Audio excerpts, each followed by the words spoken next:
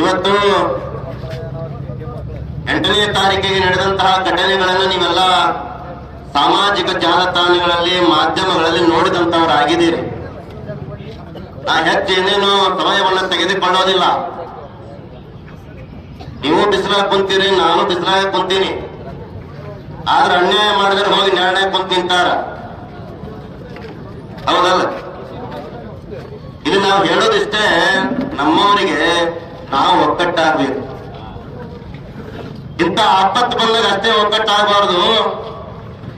ಒಬ್ಬ ಹಿಂದೂ ಕಾರ್ಯಕರ್ತ ತನಗೆ ಸಮಸ್ಯೆ ಆದಾಗ ಏನಾದ್ರೂ ಕೇಳಿಕೊಂಡಾಗ ನಾವು ಮನೆ ಮಠ ಬಿಟ್ಟುಕೊಂಡು ಹಿಂದೂ ಅನ್ನುವಂತ ಒಂದು ಪದ ಬಂದಾಗ ನಾವೆಲ್ಲರೂ ಒಂದಾಗಿರ್ತೀವಿ ಅನ್ನುವಂತ ಅದನ್ನು ತೋರಿಸ್ಕೊಡ್ಬೇಕು. ನಾವು ಮಾಡಿದ ತಪ್ಪಿನಿಂದ ನಾವು ಬಿಸಿಲಲ್ಲಿ ಕುಂದಿರುವಂತ ಪರಿಸ್ಥಿತಿ ಬಂದಿದೆ. ಅರ್ಥ ಮಾಡ್ಕೋರಿ. ಇನ್ನೂ ಸ್ವಲ್ಪ ವರ್ಷ ಹೋಯ್ತು ಅಂತಂದ್ರ ಈ ಜಗತ್ತಿನಲ್ಲಿ ಎಷ್ಟೋ ಬೇರೆ ರಾಷ್ಟ್ರಗಳು ಮುಸ್ಲಿಂ ರಾಷ್ಟ್ರಗಳಾಗಿದ್ದಾವೆ.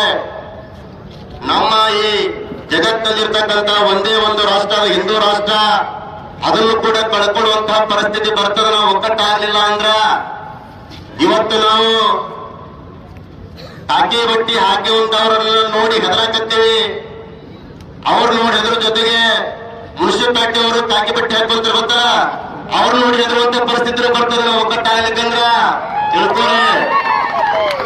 ಯಾಕೆ ಮಾತನ್ನ ಹೇಳ್ತೀನಿ ಅಂತಂದ್ರ, ಸರ್ಕಾರದ ಕೆಲಸದಲ್ಲಿರತಕ್ಕಂಥ ಅಧಿಕಾರಿ ಕಾನೂನುಬದ್ಧವಾದಂತಹ ಕೆಲಸವನ್ನ ಮಾಡಬೇಕೇ ಹೊರತು ಧರ್ಮದ ವಿರುದ್ಧವಾದಂತಹ ಕೆಲಸವನ್ನ ಯಾವ ಅಧಿಕಾರಿಗೂ ಕೂಡ ಮಾಡಬಾರದು.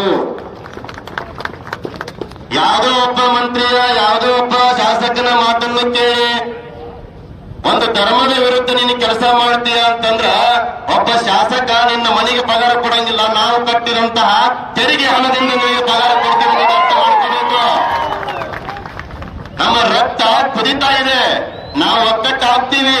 ಈ ವರ್ಷ ಈ ಸರಿ ಈಗ ನೀವು ಪ್ರತಿಭಟನೆ ಮಾಡಕ್ಕೆ ಬಿಡೋದಿಲ್ಲ. ಅಂತ್ಯಕ್ಕನೇ ಇಷ್ಟು ಮಂದಿ ಕೂಡ್ಯಾರ, ನಾವು ಇಲ್ಲೆಲ್ಲ ಬಂದೀವಿ, ಸಾವಿರಾರು ಜನ ಇಲ್ಲಿ ಕೂಡಿದ್ದಾರೆ ಅಂತಂದ್ರ ಯಾರಿಗೂ ಆಮಂತ್ರಣ ಕೊಟ್ಟಿಲ್ಲ, ಯಾರಿಗೂ ಪತ್ರಿಕೆ ಕೊಟ್ಟಿಲ್ಲ, ಯಾರಿಗೂ ಫೋನ್ ಮಾಡಿ ಬಾ ಅಂದಿಲ್ಲ. ಸಾಮಾಜಿಕ ಜಾಲತಾಣದೊಳಗೆ ಒಂದು ಪತ್ರಿಕೆಯನ್ನ ಸ್ಪ್ರೆಡ್ ಮಾಡಿದಾಗ ಇಷ್ಟು ಜನ ಕೂಡ್ಯಾರ ಅಂದ್ರೆ ನಾವು ಆಮಂತ್ರಣ ಕೊಟ್ಟರೆ 2 ಜನ ಕೂಡ್ತಾರ. ಅರ್ಥ ಮಾಡ್ಕೊಂಡು ನಡೀರಿ. ಭಾರತ ಅನ್ನುವಂಥದ್ದು ಸರ್ವ ಜನಾಂಗಗಳ ಶಾಂತಿಯ ತೋಟ.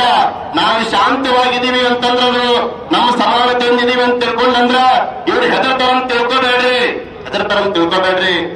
ಎದ್ದು ನಿಂತೀವಿ ಅಂತಂದ್ರ ಎಲ್ಲರಿಗೂ ನ್ಯಾಯ ತಿಂದಿರ್ತೀವಿ ನಾವು. ಅದನ್ನ ಅರ್ಥ ಮಾಡ್ಕೋರಿ. ಅಧಿಕಾರಿಗಳಾದವರು, ರಾಜಕಾರಣಿಗಳು 5 ವರ್ಷ ಇದ್ದು ಹೋಗ್ತಾರವ, 5 ವರ್ಷ ಇದ್ದ ಹೋಗ್ತಾನ. ನೀನು ಶಾಶ್ವತವಾಗಿ 60 ವರ್ಷ ಆದ ಮಟ್ಟ ನೀನು ಅಧಿಕಾರ ಇರಬೇಕಾಗ್ತದ. ಅಧಿಕಾರಿ ಅರ್ಥ ಮಾಡ್ಕೋ. ನಾ ಹೇಳುವಂತ ಅರ್ಥ ಇಷ್ಟೇ, ಎಲ್ಲರಿಗೂ ಸಮಾನತೆಯನ್ನು ನೀಡುವುದೇ ಕಾನೂನು. ಆ ಕಾನೂನಿಂದ ನೀವು ನಡ್ಕೋರಿ. ಒಬ್ಬ ಅಧಿಕಾರಿ ಕೈಯಾಗ ಚೇಲ ಆಗಿ ಕೆಲಸ ಮಾಡಕತ್ತಿ ಅಂತಂದ್ರ ಅದು ಬಹಳ ದಿವಸ ನಡೆಯೋದಿಲ್ಲ ಅನ್ನುವಂತಹ ಬಯಸ್ತಿರುವಂತಹ ಮಾತನ್ನು ತಿಳಿಸಿ, ಇಷ್ಟು ಅಮಾನುಷವಾಗಿ ನಡೆದಂತಹ ಘಟನೆಯನ್ನು ನಾವು ಕೂಡ ಸಾಮಾಜಿಕ ಜಾಲತಾಣಗಳಲ್ಲಿ ನೋಡಿದ್ವಿ. ಆ ಕುಮಾರಸ್ವಾಮಿಯನ್ನ, ಇನ್ನೊಬ್ಬ ಹುಡುಗನನ್ನ ಎಷ್ಟು ಅಮಾನುಷವಾಗಿ ಲಾಠಿಯಿಂದ ಹೊಡೆಯುವುದು, ಬೂಟಿನಿಂದ ಒದೆಯುವುದನ್ನು ನೋಡಿದ್ರ ಕಣ್ಣಾಗ ನೀರು ಬರ್ತಾ ಇತ್ತು. ಇನ್ನೊಂದ್ ಸಾರಿ ಇಂತಹ ಘಟನೆ ಏನಾದ್ರೂ ನಮ್ಮ ಬಾಗಲಕೋಟೆ ಒಳಗೆ ಜಿಲ್ಲೆಯಲ್ಲಿ ನಿಮ್ದು ಹಿಡಿದ್ರ ನಾವೇ ಸತವಾಗಿ ಬಂದು ನಿಮ್ ಪೊಲೀಸ್ ಸ್ಟೇಷನ್ ಮುಂದೆ ಪ್ರತಿಭಟನೆ ಕುಂದಿರ್ತೇವೆ.